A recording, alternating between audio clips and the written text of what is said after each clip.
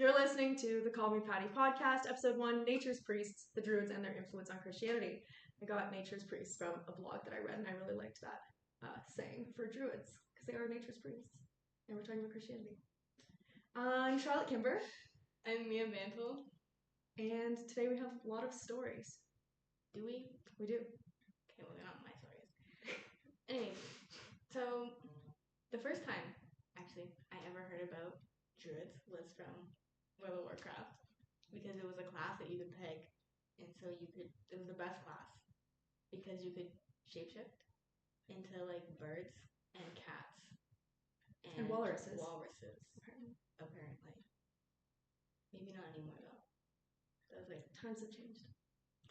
Well, since not all of us are nerds and play video games, I read from a very young age, in my mind, and my parents bought my sister and I these comic books called Asterix and Obelix about Gauls during the reign of Julius Caesar, which was around approximately 50 BC, and they were being invaded by the Romans, and they lived in their little Gaelic village, and they had multiple roles in the village. One of them was a druid, and he has his little potion there in his brass pot. He has his sickle, and he harvests holly and stuff by the moonlight and does all these cool rituals and everything like that. So that brings us to, is the depiction in modern day fiction a good representation of what druids actually were like historically? And that's what we're trying to find out, because we're sleuths and mystery solvers. Yes, detectives. We're detectives, and this is now a murder mystery podcast. Yeah. Anyways. The murder of the druids, where did they go? We're about to find out. Who killed them? So, no one.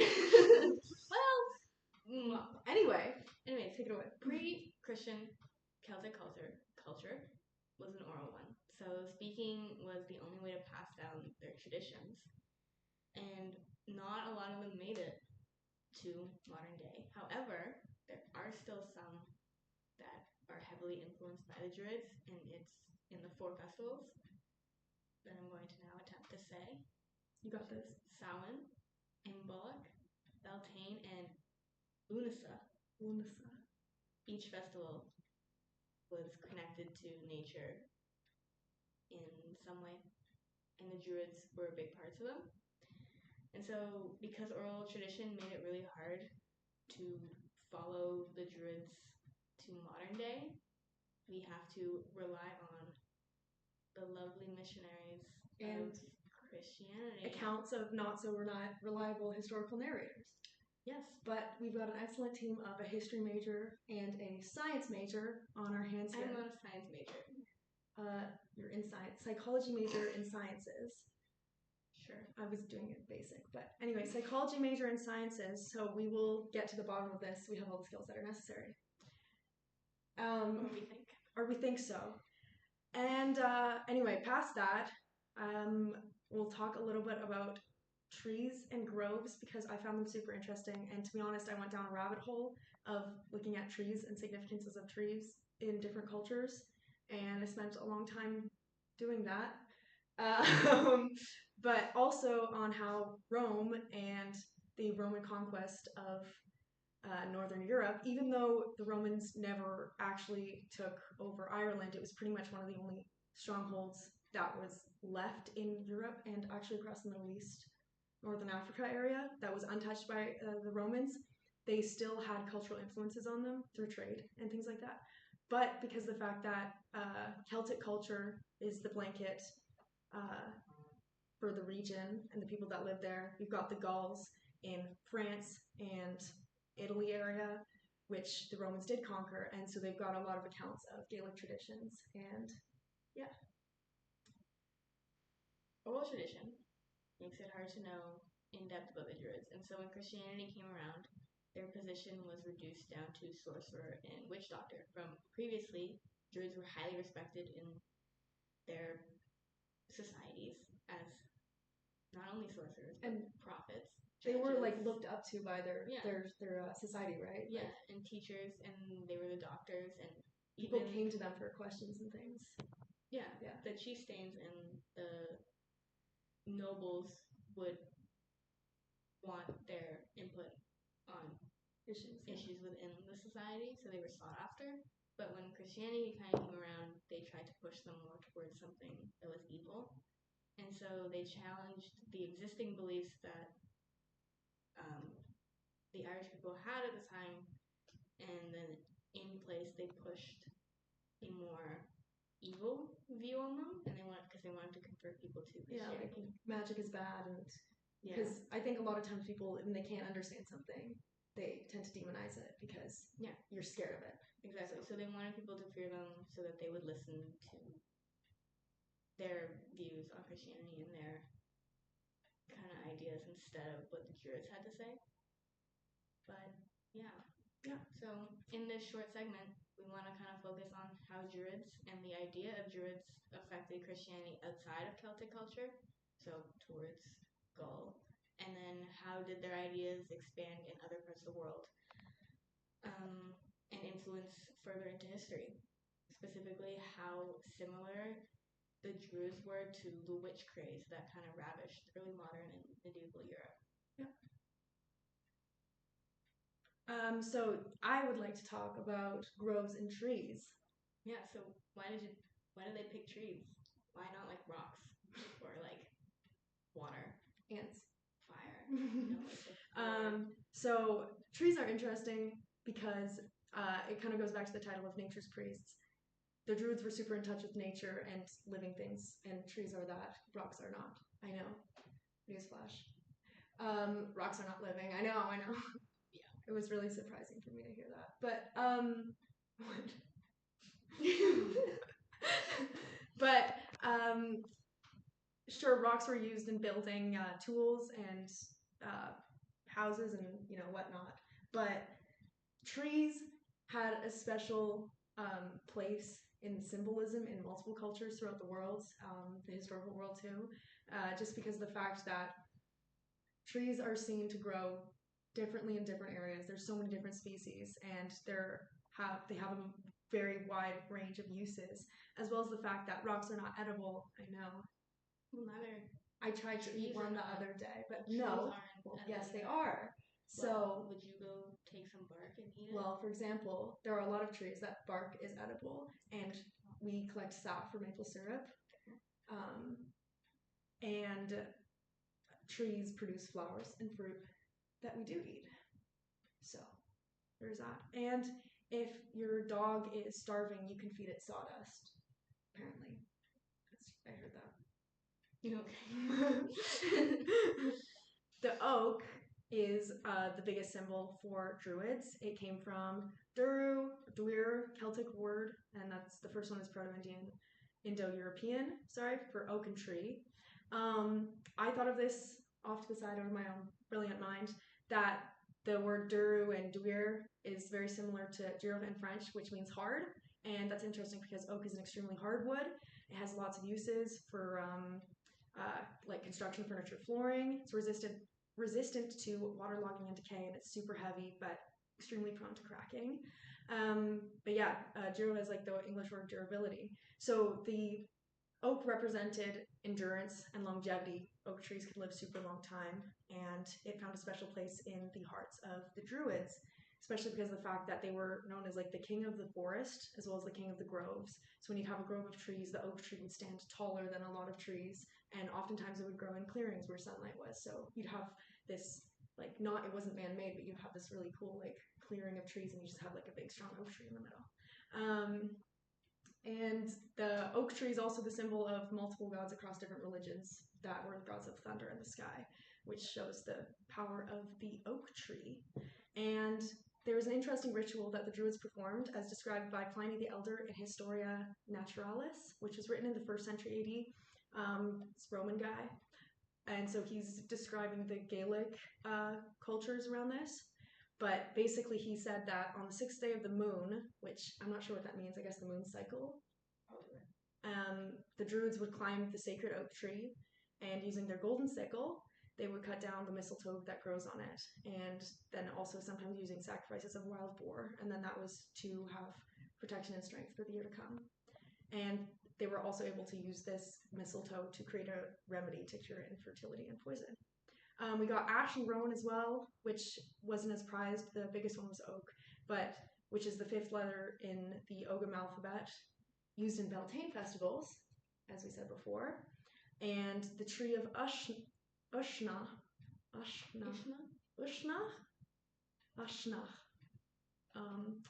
was an ash tree, and it comes from the Proto-Celtic Onos, or Old Irish inn, and it's also hardwood, has a coarse open grain, and super good for building furniture. However, this is better than oak in a lot of ways for transportation because it's super resistant to splitting and it has high flexibility as well. But Gaelic Druids in Ireland would have ashwood staffs that were considered to help them keep in touch with all facets of the world where they go, because the ash tree symbolized reaching into the other realms of nature, so like water and the sky and fire and everything like that. So if they carried it with them, they could have their senses in touch with all parts of the world. So how does this connect to outside of Ireland? Like, did wood travel outside of Ireland? Yeah, so there was massive trade for that. I went on a rabbit hole for the ebony tree, and I read a lot from Pliny the Elder. It turns out ebony didn't actually grow in Ireland, but when the Romans were there was tons of trade that passed through Rome, and it went through Ireland and to all parts of Northern Europe. Ebony is usually found in the Middle East and Northern Africa, but it has, when you cut open an ebony wood tree, the center is completely black, like onyx, and it's super prized. Today in Northern Africa, there are actually crazy amounts of illegal cultivation of ebony, and it's a protected species, so you can't actually cut it down at all. It was used to make piano keys and things like that. But the fact that people prize trees based off of the quality that they see in them, so the oak tree, which would be super strong and very tall, you'd ascribe certain characteristics to it, like it would symbolize strength, and then therefore you would have that strength. And the same thing with the ebony, was used for all sorts of different things, and it kind of became ascribed to musical instruments and things like that because it was used that. So there's tons of protections for trees nowadays, and humans still continue to ascribe meaning to them. So even provinces have their own symbols and trees all over the world, countries as well. So the oak tree is actually the national symbol for the UK. So I think the whole UK, I think Scotland and Wales and everything too. So yeah, pretty cool, right? Yeah. So following through the history of Rome, I didn't look much into it afterwards. So did the ideas of Druids, or did Druids actually influence any other parts of history, continuing on to our modern day? They sort of did. It was an indirect influence kind of into early modern and medieval Europe. So they have a small, well, I wouldn't say small, maybe like a medium connection that you can make between Druids and witchcraft. So how did you make that connection to witchcraft from the Druids? So if you look at the base of it, both of these are figures who had very similar roles in society. Druids were very important healers. They liked to use plants and natural remedies in order to help people, and that was the type of medicine that they had at the time. So using natural power to help those who were sick. We can also see similarities in those who were later accused of witchcraft. They were mainly the lying-in maids for people who were in childbirth. So their role was to take care of the mother and the child to make sure both that survived. So they both had very similar caregiving roles, right? So that's kind of just the base of it if you look at it. But if you start to look at it with the arrival of Christianity, it's when things started to both change for Druids and for witches. And last semester you read a whole book on witchcraft. Yeah, the German witch craze in Baroque Germany. Yeah. So what they saw was anthropologists have believed that pre-modern societies always believed in witches and witchcraft and magic and natural magic and using things to heal people that shouldn't have ever worked. So many made the attempt to control them. And they wanted to understand how witches used magical forces, and when they couldn't, they started to kind of connect them to evil deeds. And this is where the term maleficia comes up, or the Maleficent. Which is like Maleficent. Yes, so a lot of them are started to become associated with blood magic instead. So it was evil and dark and with the devil. So they made the leap from the nature and growing things and life to essentially to death and darkness. But an interesting thing is that blood is still very important in life. Yeah. For humans and for animals, blood is what makes sure that it's like the life juice that you need. So it's also interesting how for the Druids they were to them like there was no dark and light. Like darkness was a part of the light, and they didn't really have like there was an inherent evil. Like they thought that the spirits and like the other side wasn't necessarily evil or bad. It was necessary to life. And then in modern times there wasn't the same kind of connection. Yeah.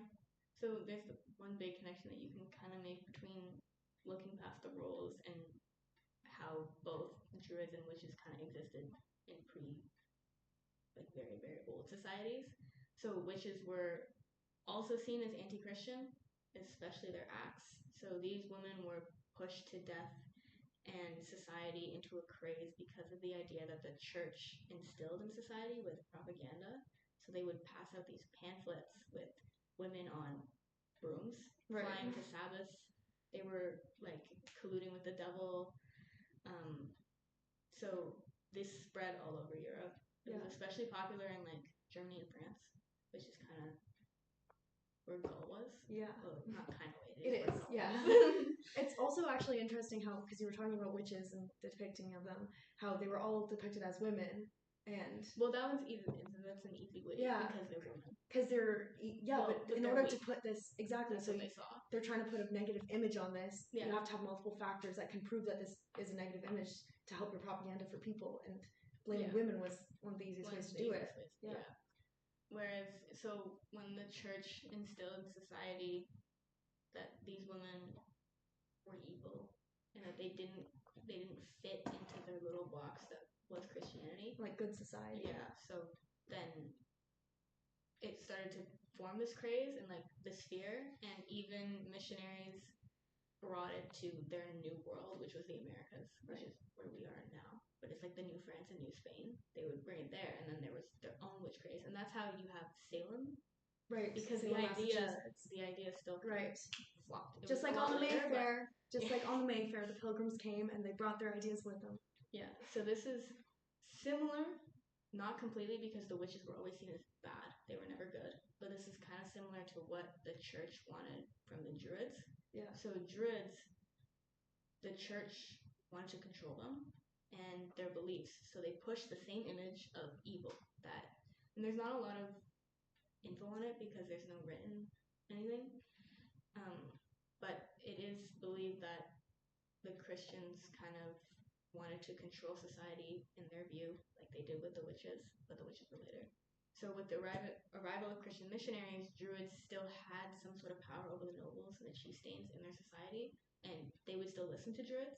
Mm-hmm. And obviously, the missionaries didn't like that because they wanted control over the nobility, and that's kind of why. Well, it was like a power battle. Yeah, but if you ask the question, why would they go after Druids and not the nobility? Because obviously nobles have more power. Right. You have to pick the one that's weaker. But they realized that nobility was listening to Druids, so they needed to change their influence. So Christianity then started to paint them as pagan, and because they were pagan, they were evil. Right. Because they didn't follow Christianity, and so they set out to convert the Irish people away from this belief that Druids were good, and more towards the idea of their idea of good, which was for them, you're pure if you follow us, you're evil if you follow them. And mob mentality is very real. So very much so. People started to panic. So over time, once all of your friends are on the trend, you want to get on that too. Yeah. Also, it's like who's gonna snitch jump on the bandwagon? Exactly. Yeah, because if I'm not with them, then they're gonna paint me as against them. So over time, Druids ended up losing their standing in society, and they were eventually completely phased out. There are still some cultures that kept Druids. You can see Native Americans, but obviously that grew. No, but there's one in Ireland that kept it, and then they were wiped out. Nice. Nice. But for the Native Americans, they developed differently, I guess, and I don't know much about anything about that. Yeah. Yeah, I don't know anything about that. Both of these groups of people, witches and Druids, were painted in an evil light, even if there was absolutely no proof that these people were ever colluding with the devil. You just need to make up proof. They just needed to make it up. So for both the Druids and the witches, their actions were used in order to explain the world around them. So for witches, it was, oh my god, everybody's dead. This woman was seen there the last time, and because she's a witch, she can't reproduce, so she's jealous. Right. So that was their reasoning behind it. So Druids were seen as these enigmatic philosopher scientists who sought to understand the world around them, and witches were used to explain death and life. Right. So both kind of had that explanation factor. So people just started to use them as an explanation, and that's kind of how they got turned into like a little symbol. So both of them nowadays, if you look at modern society, like way past early modern Europe and medieval times, Druids and witches are like completely phased out. Right. Well, not completely, because you can still see Druids in the 4 festivals that we talked about, and there are still modern depictions of witchcraft and Druids in fantasy writing and video games and comic books. So they're still there, but for a lot of people who aren't from Ireland or who are aware, who don't take this class, they really just think class. that they're these fantasy things. But now we can educate them. Yes, with this podcast. We can be the missionaries of education. Yes. Yeah. And anyone who believes otherwise is evil. Yeah, absolutely. So, anyways, many books depict witches as sorcerers. Same thing as Druids were depicted as sorcerers who wielded magic. And many books connect them even to the equinoxes and push kind of both of them into folklore. Right. Even though they were very real for the people who lived in that time. Whereas nowadays you're like, oh my god, she's a witch. She must wear the hat, fly on a broom. Like, pointy hat. Yeah. Anyway, so no one really talks about Druids or witches in real life situations. You don't go around and be like, I saw the Druid stay. I did. I'm convinced it's you. I think we should burn you at the stake. Oh, well, that's a witch. Yes, but you're both. You can be a druidess and a witch.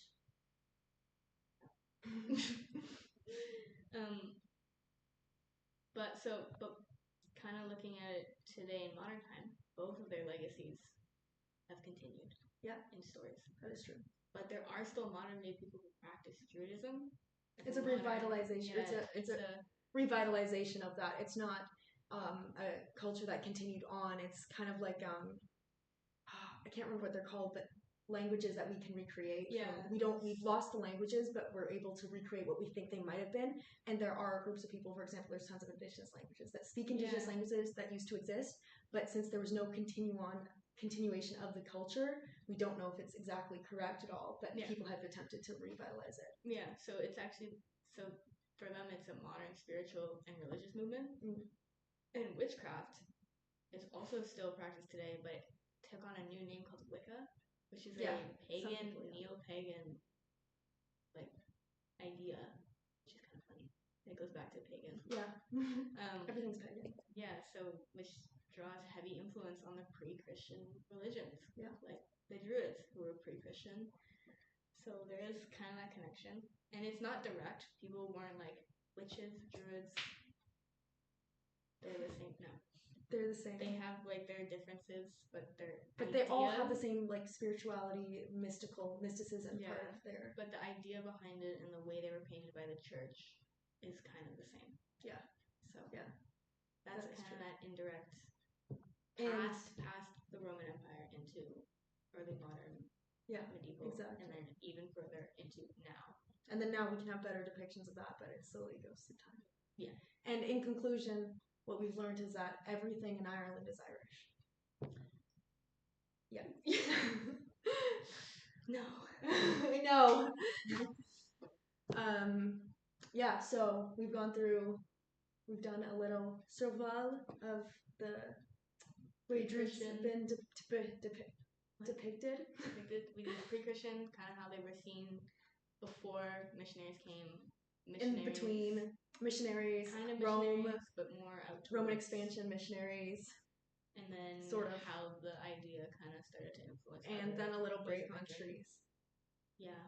I needed to add it in because I thought it was interesting. So, just a little aside there. Also, when we talk about modern depictions of it, I wanted to bring up the fact that in modern day there are so many depictions that lead back directly to like old practices. So, for example, in Game of Thrones, there's a character Bran, and Bran is actually the name of a old Celtic Gaelic god that wasn't like the oldest. It was still old and still pre-Christian, but basically he was the god, and he was associated with crows and ravens, which the character Bran in Game of Thrones is heavily associated with symbolism and depictions of crows and ravens. He even has his third eye; he can see through the raven or whatever. I don't know, don't remember. Yeah, because he's the most irrelevant character in that entire series. And the god is known to have committed a great sacrifice to have this connection, and Bran commits that because he's paralyzed. So, but he was just being stupid. He didn't actually sacrifice. He was just being dumb. He fell out a window. Yeah, by being dumb. He was pushed out of a window. Yeah, but he shouldn't have been spying in the first place. Yeah. So, in conclusion, nobody likes Bran. But yeah, that was my connection to modern day. Yeah, story. Yeah. It's still a story. It is still a story. Still a story in fantasy, because Game of Thrones is highly fantasy book. So it's interesting to think about how if the modern depictions are actually more harmful, or if they're more beneficial to the like the original Druids. Like, or is it helpful to create awareness for this, or is it giving people misinformation, or just not stimulating them enough to look into it? Like that's an interesting question. Like, will it push it so that in the future people will only think of Druids as these modern depictions, or maybe the modern depictions help people become interested in what was actually true. Yeah, but it could go either way. It could go either way, because for me, playing World of Warcraft, I was like, these things don't exist. And then I sat down in class and I was like, I gotta get Charlotte in here. I need to tell her about this. About this revelation I've had that Druids are not a video game complete revelation. Yeah, I definitely knew that, because I know this is based off of strong historical documents and sources and things like that.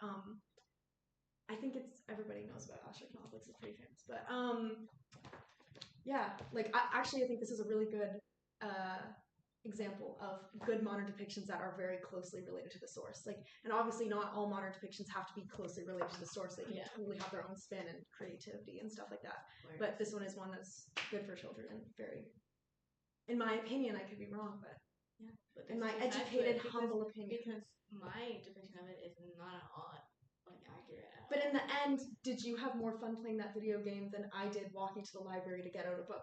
Yes, probably, maybe. Depends if you like walking. Yeah, it does. But it depends if you like playing library fun, so you don't bring back your book. So that is the thought-provoking statement. Yeah, and that is the end of the Call Me Patty podcast episode 1. Yes. Yeah, and if we get enough Patreon subscribers, we will make an episode 2. Can make an episode 2, but anyway, the Patreon is up, and if you want to, the monthly membership is $75. You get no extra episodes a month, and there's ads. There's ads. There's no free content, and there might not even be more content. But if you want to fund us, you totally can. It may or may not happen, but yeah, we accept donations. All right.